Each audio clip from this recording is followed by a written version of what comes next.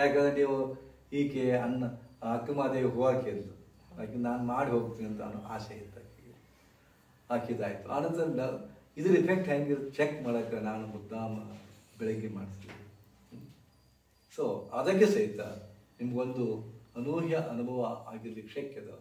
So ನಿಮ್ಮ sharing ನೀವು ಮಾಡ್ಕೋಬೇಕು ಪ್ರಾಮಾಣಿಕವಾಗಿ. ಎಕ್ಸಾಕ್ಟ್ಲಿ ಏನಾಗಿದೆ ಹೇಳಿ, ಎಕ್ಸಾಗರೇಷನ್ ಬೇಡ.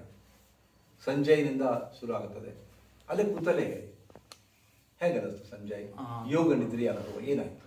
ಗುರುಗಳೇ ತುಂಬಾ ಮೈಯೆಲ್ಲ ಹಗುರ ಆಯ್ತು, ನನ್ನ ಭಾರ ಎಲ್ಲ ಪೂರ್ತಿ ಭೂಮಿಗೆ ಹೀರ್ಕೊಳ್ತಾ ಇದೆ ಅನ್ನೋ ಭಾವನೆ ಆಯ್ತು. ಸೊ ನೀವು 1 ಇಂಚು ಎತ್ತಿ ಅಂದಾಗ ಅದು ಫುಲ್ ಎಳಿತಾ ಇತ್ತು, ಫುಲ್ ಶೇಕ್ ಆಗ್ತಾ ಇತ್ತು, ಕಂಪ್ಲೀಟ್ ಫುಲ್ ಬಾಡಿ ಎಲ್ಲ ಫುಲ್ ಹಗುರ ಆಯ್ತು ಗುರುಗಳೇ. ಆ ಭಾವ ಬಂತ? ಬಂತು. ಫ್ರೆಶ್ ಅನಿಸುತ್ತೆ ಈಗ? ಫ್ರೆಶ್ ಅನಿಸ್ತು. ಇನ್ನೂ ಕಣ್ಣಲ್ಲಿ ಮಂಪ್ರು ಇದೆಯಾ? Very good very good. ಸಂತೋಷ ಆಗಿದೆ? ಹೌದು ಗುರುಗಳೇ. ಅಕ್ಕಮ್ಮ. ಜಯ ಗುರುದೇವ್. ಗುರುಜಿ ನನಗೆ ಮೊದಲು ಯೋಗ ನಿದ್ರೆ ಮಾಡಿದ್ದೆ ಬಟ್ ಆದ್ರೆ ನನಗೆ ಇಷ್ಟೊಂದು ಅನುಭವಕ್ಕೆ ಬಂದಿರಲಿಲ್ಲ. ಇವತ್ತು ಮಾಡಿದ್ದು ಏನು ಅನ್ನಿಸ್ತಪ್ಪ ಅಂತಂದ್ರೆ, ನೀವು ಹೇಳ್ತಾ ಹೋದಾಗ ಕಣ್ಣು ತೆಗಿ ನೋಡೋಣ ಅಂದ್ರಿ, ಕಣ್ಣು ಓಪನ್ ಮಾಡೋಕೆ ಆಗಲಿಲ್ಲ ನನಗೆ. ಅಂದರೆ ಎಲ್ಲ ಫೆವಿಕಿಕಚ್ ಏನೋ ಅಂಟಿಸ್ಕೊಂಡು ಬಿಟ್ಟಿವೇನೋ ಅನ್ನೋಂಥ ಒಂದು ಫೀಲ್ ನನ್ನಲ್ಲಿ ಆಯಿತು ಗುರುಜಿ. ಆಮೇಲೆ ನನ್ನ ದೇಹದಲ್ಲಿ ಒಂದೊಂದು ಅಂಗಾಂಗಕ್ಕೂ ನನ್ನ ಉಸಿರಾಟ ಹೋದು ನಾನು ಆ ಕಡೆ ಗಮನಿಸಿದಾಗ ನನ್ನ ಒಳಗಿಂದನೇ ಏನು ನೋಡ್ತಾ ಇದ್ದೀನಿ, ಒಂದು ಅದ್ಭುತವಾದ ಒಂದು ನನ್ನ ದೇಹನ ನಾನು ಸ್ಕ್ಯಾನ್ ಮಾಡಿ ಟಿವಿಯಲ್ಲಿ ನೋಡೋಕ್ಕಿಂತ ನನ್ನ ದೇಹ ನಾನೇ ನೋಡ್ಕೊಂಡೇನೋ ಅಂತ ಒಂದು ಫೀಲ್ ನನ್ನಲ್ಲಿ ಉದ್ಭವ ಆಯಿತು ಗುರುಜಿ. ಇವತ್ತು ನನಗೆ ಈಗಲಾದರೂ ಹೇಳ್ಬೇಕಾದ್ರೆ ಮೈಯೆಲ್ಲ ರೋಮಾಂಚನ ಆಗ್ತಾ ಇದೆ.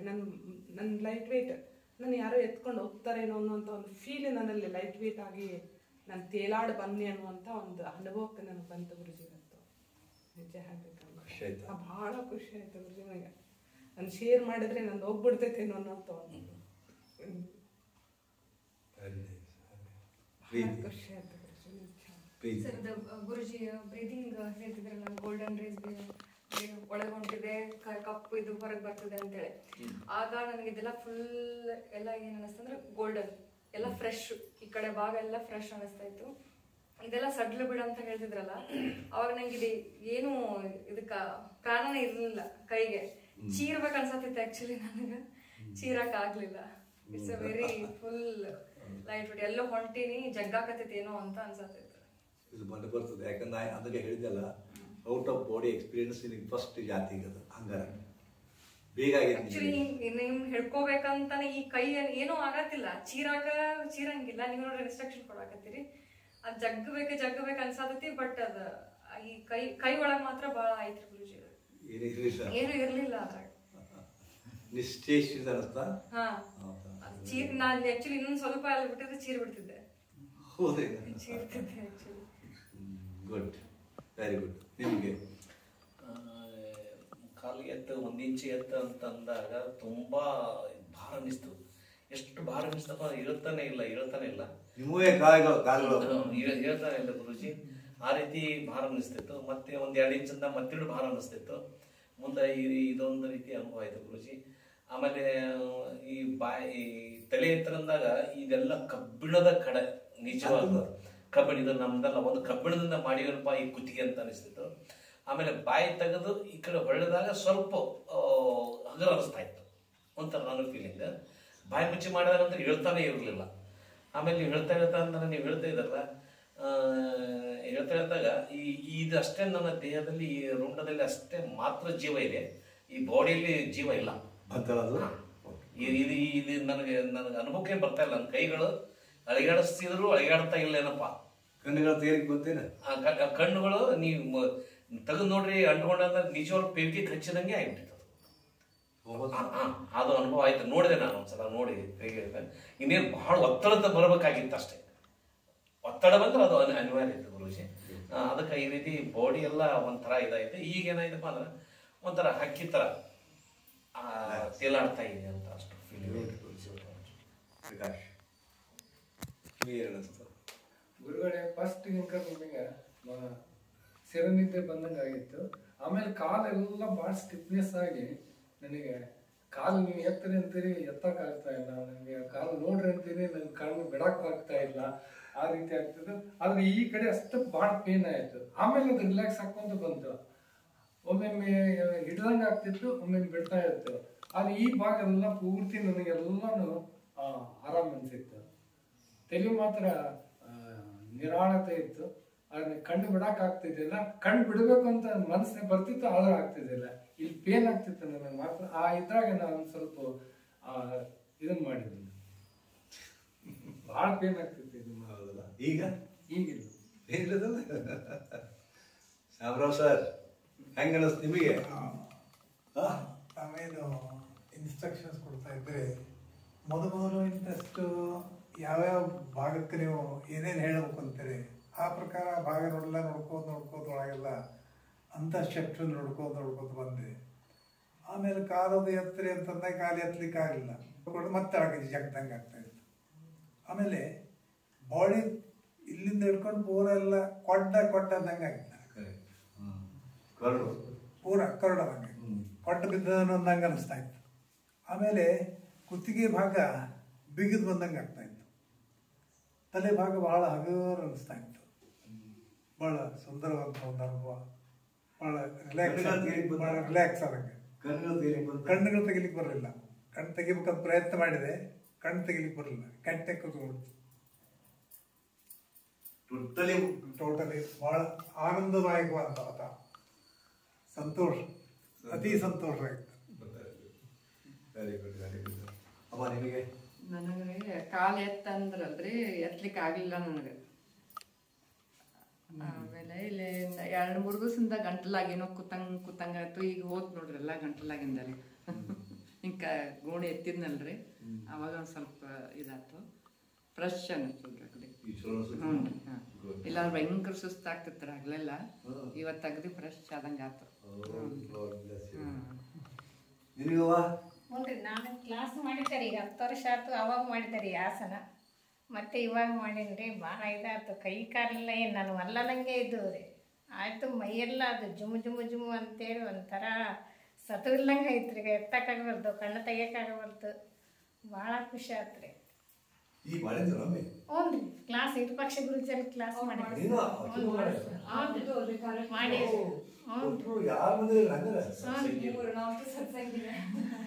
ಮಾಡಿವ್ರಿ ನಾವು ಭಾಳ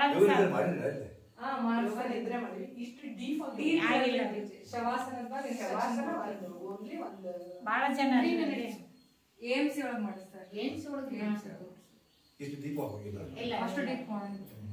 ಭಾಳ ಜನ ಇರ್ತಾರಲ್ರಿ ಅವರು. 1 ಗಂಟೆ 10 ನಿಮಿಷ ಅಷ್ಟೇ.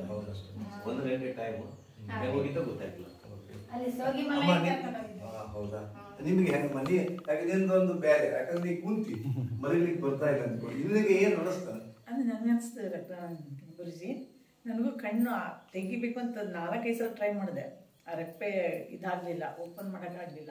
ಆಗಿನ ಕಾಲ ನೀವು ಹೇಳ್ತಾ ಇದ್ರಲ್ಲ ಎತ್ತಿ ಅಂದ್ರೆ ಬೇಗನೆಲ್ಲ ಬಿಟ್ಟು ಕಚ್ಕೊಂಡಿದ್ದೇನೆ ಅನ್ಕೊಂಡು ಆಮೇಲೆ ಬಲವಂತದ ಎತ್ತಿ ಒಂಥರ ಲೈಟ್ ಫೀಲ್ ಆಗ್ತಾ ಇದೆ ನನಗೆ. ಟೋಟಲಾಗಿ ಅಲ್ಲೇ ಮೇಲ್ಗಡೆ ಕೂತು ಮಾಡಿದ್ರು ಇವತ್ತೇನೋ ಹೇಳ್ತಾ ಇದ್ದಂಗೆ ಏನೋ ಒಂಥರ ತರಂಗ ನನ್ನ ತಲೆಗೆ ಇದಾದಂಗೆ ಕಣ್ಣು ಮಾತ್ರ ತೆಗಿಯಕ್ಕೆ ಬರ್ತಿಲ್ಲ ಅಷ್ಟು ಗಟ್ಟೆ. ನಾನು ನೋಡೋಣ ಅಟ್ಲೀಸ್ಟ್ ಇದು ಮಾಡೋಣ, ಪ್ರಯೋಗ ಮಾಡೋಣ, ನೋಡೋಣ ಅಂತ ಹಿಂಗೆ ಮಾಡಕ್ ಹೋದ್ರು ಲೈಫ್ಸ್ ಆದ್ರೂ ತೆಗಿಯಕ್ಕಾಗಲಿಲ್ಲ. Very good, very good. Okay, beautiful. ಇದು ಆಕ್ಚುಲಿ ರಾಮಕೃಷ್ಣ ಆಶ್ರಮದಲ್ಲಿ, ಮೈಸೂರು ರಾಮಕೃಷ್ಣ ಆಶ್ರಮದಲ್ಲಿ ಈ ಪ್ರಕಾರ ಮಾಡಿಸಿದ್ರು ನಮಗೆ. ಮಾಡಿಸಿದ್ರೇನ್ರಿ? ಒಬ್ಬ ಪಿ ಟೀಚರ್ ಬಂದಿದ್ರು. ಅವರು ಕೆಳಗೆ ಕಾಲಿಂದ ಹಿಡ್ಕೊಂಡು ಕಾಲಿನ ಪಾದರು ಅಲ್ಲಿ ರಿಲ್ಯಾಕ್ಸ್ ಕೊಡ್ರಿ, ಎಲ್ಲ ರಿಲ್ಯಾಕ್ಸ್ ಆಗ್ತಾ ಇದ್ದಾರೆ. Relax relax relax. ಆಮೇಲೆ ಹಾಗೆ ಮೇಲೆ ಬಂದ್ರಿ. ಆಮೇಲೆ ಇದು ಮೊಣಕಾಲು ಹಿಂಗೆಲ್ಲ ಹೋಗಿ ಅದೆಲ್ಲ ಪೂರ ಬಾಡಿ ಎಲ್ಲ ಕೊಂಡ ಬಿದ್ದಂಗೆ ಅನುಭವ. ಅದೇನಾಗಿತ್ತು ಆಮೇಲೆ ಇಲ್ಲೇ ಅನುಭವ ಆಯ್ತಾ? Okay, very nice. Shri Gurudev. ಇನ್ನು ನಿಮಗೆ ಏನಾದರೂ ಅನುಭವ ಆಗಿದೆ ಅಂತಂದಾದ್ರೆ ಇದು ಏನೂ ಅಲ್ಲ. ಯಾಕಂದ್ರೆ ನಾನು ಫಾಸ್ಟ್ ಮಾಡಿಸಿಲ್ಲ. ಇನ್ನೂ 1.5 ತಾಸು, ಇನ್ನೂ ಅರ್ಧ ಗಂಟೆ ಬೇಕಾಗಿತ್ತು ನನ್ನ ಟೈಮ್. ಇನ್ನೂ ಅರ್ಧ ಗಂಟೆ ಆಗಿದ್ರೆ ಇನ್ನೂ ನೀವು ಡೀಪ್ ಹೋಗ್ತಿದ್ರಿ. ಇದು ನಾನು 5-6 ಮೆಡಿಟೇಷನನ್ನು ಕೂಡಿಸಿದ್ದೀನಿ. ಒಂದು ಸ್ವಲ್ಪ ಗೋಲ್ಡನ್ ರೇಜ್ ಮೆಡಿಟೇಷನ್ನು, ಒಂದು ಡೆತ್ ಮೆಡಿಟೇಷನ್ ಅಂತ ತಿಳ್ಕೊಂಡು, ಮರಣ ಧ್ಯಾನ ಅಂತ ತಿಳ್ಕೊಂಡು, as if I been dead. Not dead. ಸತ್ತಂತೆ ಇರುವ ಧ್ಯಾನ, ಸತ್ತ ಸ್ಥಿತಿಯೊಳಗಿನ ಧ್ಯಾನ, ಮರಣ ಧ್ಯಾನ ಅಂತ, ಡೆತ್ ಮೆಡಿಟೇಷನ್ ಅಂತ. ಸತ್ತಂತೆ ಇರೋಕೆ ಯಾವಾಗ ಕಲಿತೀರಾ, ಹೆಚ್ಚು ಬದುಕ್ತೀರಿ. ಈಗ ನೀವು ಬದುಕಿಯೂ ಸತ್ತಂತಿದ್ದೀರಿ. ನಾ ಹೇಳೋದು ಅರ್ಥ ಆಗತ್ತೇನ? ಬದುಕಿಯೂ ಸತ್ತಂತಿದ್ದೀರಿ. ನಿಮ್ಮ ಮನಸ್ಸು ನಿಷ್ಠಿತವಾಗಿದೆ. ನೀವು ನೋಡಿರ್ಬೇಕಲ್ಲ ಲೆಥರ್ಜಿಕ್ ನೇಚರ್ ಹೆಂಗಪ್ಪ. ಒಬ್ಬ ಎಲ್ಲೋ ಭೇಟಿ ಆಗ್ಬೇಕಾಗೈತಿ, ಯಾವುದೋ ಆಫೀಸ್ ಹೋಗ್ಬೇಕಾಗೈತಿ, ನಾಳೆಗೆ ಹೋದಾಗ ಬಿಡಪ್ಪ. ಏನೋ ಮಾಡ್ಬೇಕಾಗೈತಿ, ನಾಳೆಗೆ ಮಾಡಿದ್ರೆ ಬಿಡಪ್ಪ. ಹಿಂಗೆ ನಿಮ್ಮನ್ನ ನೀವು ಡೆವಲಪ್ ಮಾಡ್ಕೊಂಡಿರಿ, ಲೇಜಿ ಮಾಡ್ಕೊಂಡಿದ್ದೀರಿ ಅದನ್ನ. ಹೌದಾ? ಈಗಿಲ್ಲ. ನೀವೆಲ್ಲ ಸತ್ಸಂಗ ಹೇಳಿದ್ದೀರಿ, ನಿಮ್ಗೇನು ಹೆಚ್ಚು ಹೇಳ್ಬೇಕಾಗಿಲ್ಲ. ಯಾಕಂದ್ರೆ ಇದಕ್ಕ ನಿಮ್ಮ ಗಾಡ್ಲಿನೆಸ್ ಇದು ಲೀಡರ್ ಅಂಡ್ ಫಾಲೋವರ್ ಅಂತ ಮಾಡ್ತೀರಿ. ಲೀಡರ್ ಅಂಡ್ ಫಾಲೋವರ್ ಅಂತ ಮಾಡ್ತೀರಿ. ಈಗ ದೈವಿ ಅನುಭೂತಿ ತಗೊಳ್ತಕ್ಕಂಥ ಹಂತ ಇದು. ಆಕ್ಚುಲ್ ದೈವಿ ಅನುಭೂತಿ, ದೇವರು ಅನ್ನೋದೇನು, ರಿಲ್ಯಾಕ್ಸ್ ಅನ್ನೋದೇನು, ನಿಶ್ಚೇಷ್ಟಿತ ಅನ್ನೋದೇನು, ಲವಲವಿಕೆ ಅನ್ನೋದೇನು, ಈ ಮೆಡಿಟೇಷನ್ ಗೊತ್ತಾಗುತ್ತೆ. ಆದರೆ ಎಷ್ಟು ಮಾಡಿಸ್ಬೇಕಾಗಿತ್ತು ನಾವು ಮಾಡಿಸ್ಲಿಲ್ಲ. ಯಾಕೆ ಇದು 1.5 ಗಂಟೆಯಿಂದ 2 ಗಂಟೆ ಬಿಟ್ಟು ಹೋಗ್ತದೆ. ಒಂದು ಎರಡನೇದ್ದು ಇದನ್ನೇ ನಿಮಗೆ ಇವತ್ತು ಮಾಡಿಸಿನಲ್ಲ, ಆಕ್ಚುಲಿ 5 to 7 ಮಾಡ್ರೆ ಇನ್ನೂ ವಂಡರ್ಫುಲ್ ಅನ್ಬೋದು. ಹೆಂಗೆ? ಯಾಕಂದ್ರೆ ಮೆಡಿಟೇಷನ್ ಮಾಡ್ಬೇಕಾದ್ರೆ ಕೆಲವು ಕಂಡೀಷನ್ಸ್ ಅದಾವ. ಹೌದಾ? You should be little bit hungry. ನಿಯಮ ಏನಪ್ಪ, ನಿಮಗೆ ಸ್ವಲ್ಪ ಹಸಿ ಆಗಿರ್ಬೇಕು ಅಲ್ಲ, ಮಾಡ್ರೇಟ್ ಬಂತ, ತೀರಾ ಹಸಿವಾಗಿರ್ಬಾರ್ದು, ಸ್ವಲ್ಪ ಆಯಾಸ ಆಗಿರ್ಬೇಕು. ಹೌದಲ್ಲ? ಮೆಡಿಟೇಷನ್ ಮಾಡ್ಬೇಕಾದ್ರೆ ಅದು ಹೆಚ್ಚು ಪೂರಕ ಆಗ್ತದೆ. ಆನಂತರ ನೀವು ಹೆಂಗಿರ್ಬೇಕು, ಅದು ಶಾರೀರಿಕ ಸ್ಥಿತಿ ಆಗ್ತದು. ಮನಸ್ಸಿನ ಸ್ಥಿತಿ ಏನು? You are extremely dead to the western world. ಬಾಹ್ಯ ಜಗತ್ತಿಗೆ ಸತ್ತಂಗಿರ್ಬೇಕು ನೀವು. ಅದೇ ಬಾಹ್ಯ ಜಗತ್ತಿಗೆ ಸತ್ತಂಗಿರೋದು. ಎಲ್ಲರೂ ಹಿಂಗೆ ಮುಕ್ಕೊಂಡು ಹಿಂಗೆ ಕೂತಿರ್ತೀರಿ, ಮೊಬೈಲ್ ಟರ್ನ್ ಆಗತ್ತ, ಇದು ಆಗತ್ತ.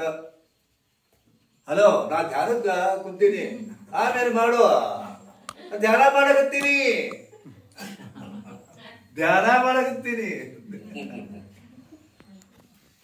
ಮುಂದೆ ಯಾರೋ ನೀವು ಮಕ್ಕೊಂಡಿರ್ತೀರಿ, ಫೋನ್ ಅಂತ ಏನ್ ಮಾಡಕತ್ತಿ, ಮಕ್ಕೊಂಡಿನಿ ಅಂತ ಹೇಳ್ತಾರೆ. ಅಯ್ಯ ನೀವು ಮಕ್ಕೊಂಡಿನ ಹಂಗಲ್ಲ ಅಂತ. ಹೌದಲ್ಲ? ಹಿಂಗಾಗ್ತದೆ.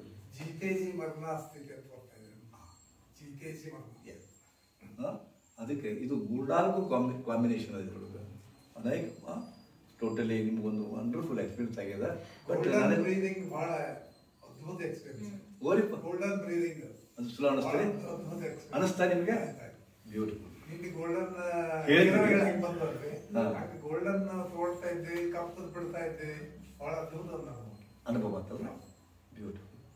ಸೊ ಈ ಸುಂದರವಾದ ಅನುಭವದೊಂದಿಗೆ ನೀವು ಮತ್ತೆ ನಿಮ್ಮ ಠಾವಿಗೆ ಹೋಗಿ ಇಲ್ಲಿರುವ ಅನುಭವಗಳನ್ನು ನಿಮ್ಮ ನೆನಪಿನ ಬುದ್ಧಿಯಲ್ಲಿ ಇಟ್ಟುಕೊಳ್ಳಿ. ಅವಾಗ ಹೊರ ತೆಗೆದು ನೆನೆಸ್ಕೊಳ್ಳಿ. ಅವಾಗ ನೆನೆಸ್ಕೊಳ್ಳಿ. ಆಶ್ರಮದ ಇರುವಿಕೆಯನ್ನು, ಆಶ್ರಮದ ವಾಸ್ತವ್ಯಗಳನ್ನು ನೆನೆಸ್ಕೊಂಡು, ಇದು ಒಂದೇ ದಿನಕ್ಕೆ ಮುಗಿಯೋ ಕಥೆ ಅಲ್ಲ. ನೀವು ಪದೇ ಬರಬೇಕಾಗತ್ತೆ.